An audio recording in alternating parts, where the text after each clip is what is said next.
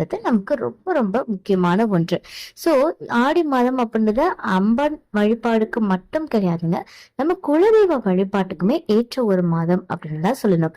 இந்த மாதத்துல நீங்க உங்க குலதெய்வத்துக்கோ இல்ல இஷ்ட தெய்வத்துக்கோ ஏதாவது நேர்த்திக்கடன் எல்லாம் வச்சிருக்கீங்க அப்படின்னா அது எல்லாமே தவறாம சேர்த்து செலுத்திடுங்க.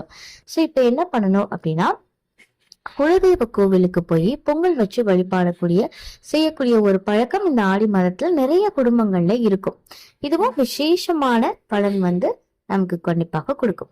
சோ இப்ப நீங்க என்ன பண்றீங்கன்னா, இந்த ஆடி மாதம் முடியறதுக்கு ஒரு வாரம் இருக்கு இல்லைங்களா, இந்த ஒரு வாரத்துக்குள்ள எப்படியாவது உங்க குலதெய்வ கோயிலுக்கு போய் அங்க பொங்கல் வச்சு வழிபட்டுட்டு வாங்க.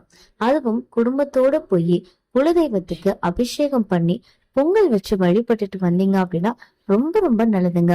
அதோட குலதெய்வம் கோவிலுக்கு வெல்லம் மறக்காம வாங்கி கொடுங்க.